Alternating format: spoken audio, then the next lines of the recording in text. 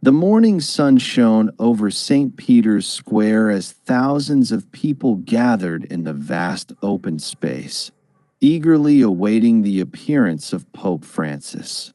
His simple white cassock and gentle smile set him apart from his predecessors. He had never been a man of grand displays or lavish ceremonies. Instead, he had always sought to be among the people, to listen to them, and to lead by example. The world had come to know him as the Pope of the Poor, a title he wore with quiet pride. Jorge Mario Bergoglio was born on December 17, 1936, in Buenos Aires, Argentina.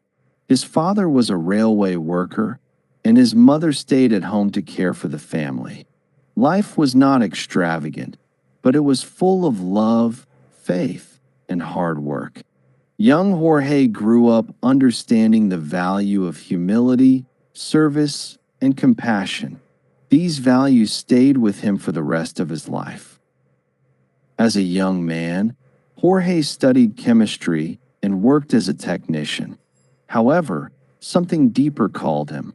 One day, after a profound spiritual experience in confession, he decided to dedicate his life to God. He joined the Jesuit order, known for its deep intellectual tradition and commitment to serving the poor. As a Jesuit priest, Jorge Bergoglio worked tirelessly in the streets of Buenos Aires. He walked alongside the poor, listened to their struggles, and helped in any way he could.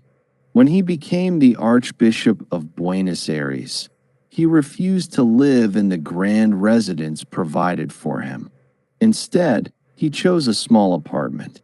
He cooked his own meals and used public transportation rather than a private car. He believed that a leader must live like the people he serves. Under his leadership, the church in Argentina became a refuge for the poor. He spoke out against corruption, economic inequality, and injustice. He stood by the marginalized and often visited slums, where he held Mass, comforted the sick, and advocated for better conditions.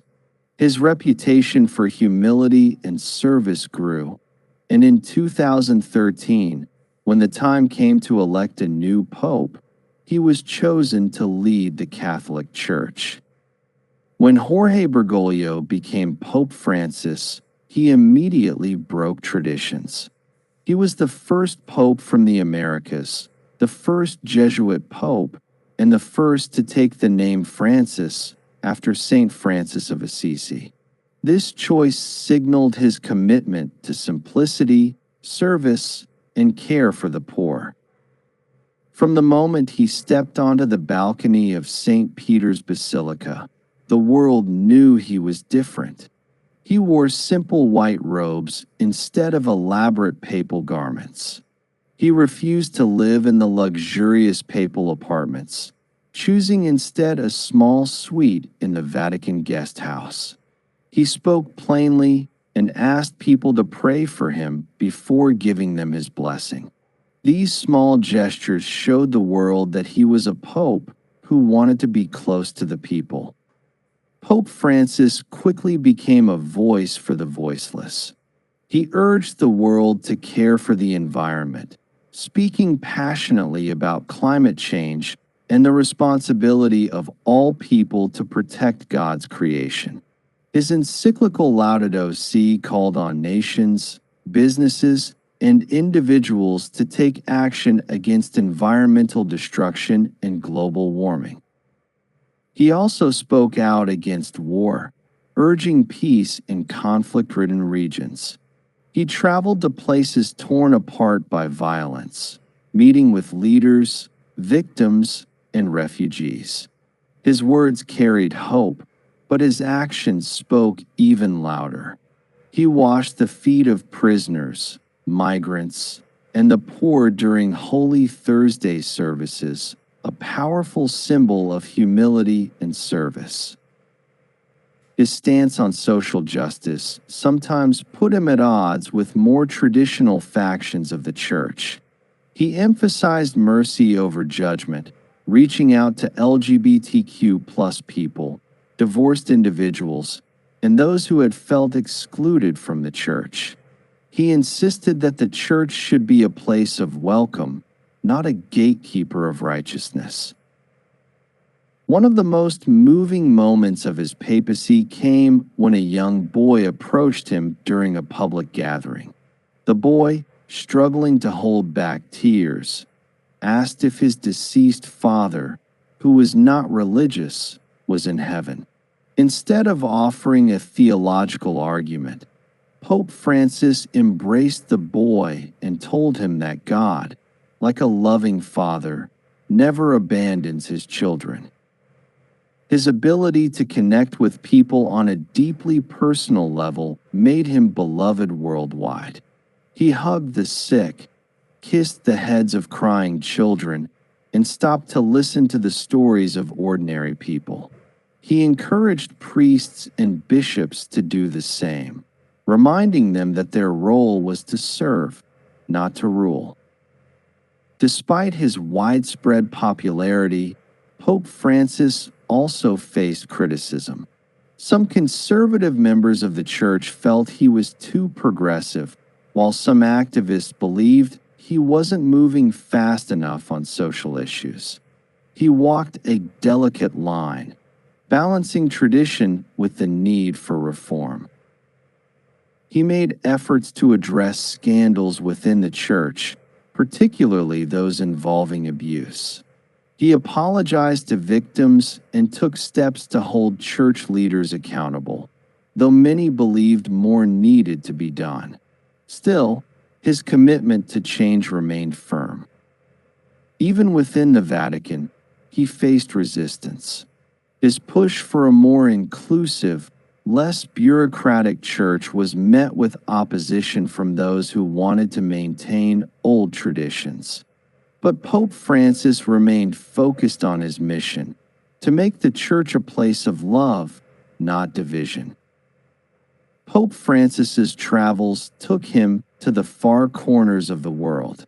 He visited slums, refugee camps, war zones, and places where the church had not been active in years. He met with world leaders, advocating for peace, justice, and mercy. One of his most impactful visits was to the Greek island of Lesbos, where he met with refugees who had fled war and poverty. Instead of just offering words, he took action, bringing several refugee families back with him to the Vatican to provide them with safety and a new start. His influence extended beyond religion. He met with scientists, economists, and activists to discuss global issues such as poverty, inequality, and climate change. He encouraged young people to take an active role in shaping the future, reminding them that they had the power to create change. As the years passed, Pope Francis's health began to decline, but his spirit remained strong. He continued to speak, write, and travel, determined to fulfill his mission. On a quiet evening in Vatican City, Pope Francis sat in reflection, thinking about the journey he had taken. He had walked with the poor, spoken for the voiceless, and challenged the powerful. He had reminded the world that faith is not about grand cathedrals or elaborate rituals, but about love, humility, and service. Looking out over St. Peter's Square, bathed in the soft glow of the evening lights, he knew that his mission was far from over.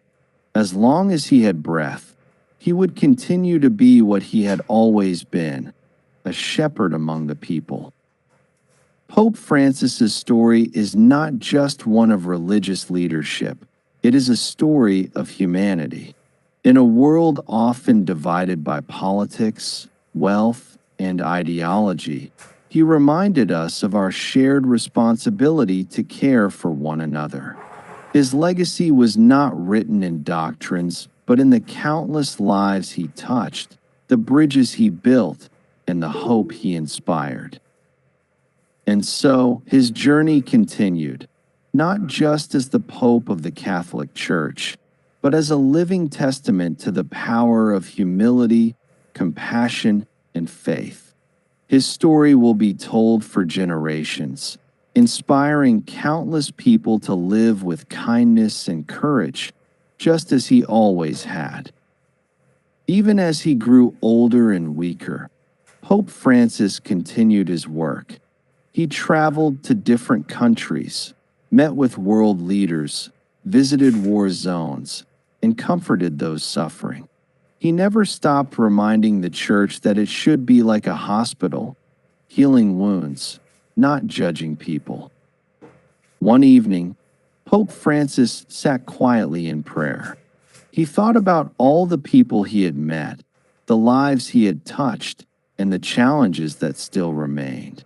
He had spoken for the weak, challenged the powerful, and helped bring hope to many. He knew that faith was not about big churches or special rituals. It was about love, humility, and kindness. Looking out over St. Peter's Square, now glowing under the evening lights, he felt a deep peace.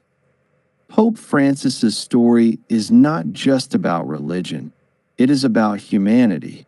He reminded the world that no matter our differences, we have a responsibility to care for one another. His legacy is not written in books, but in the lives he touched, the hope he gave, and the bridges he built between people.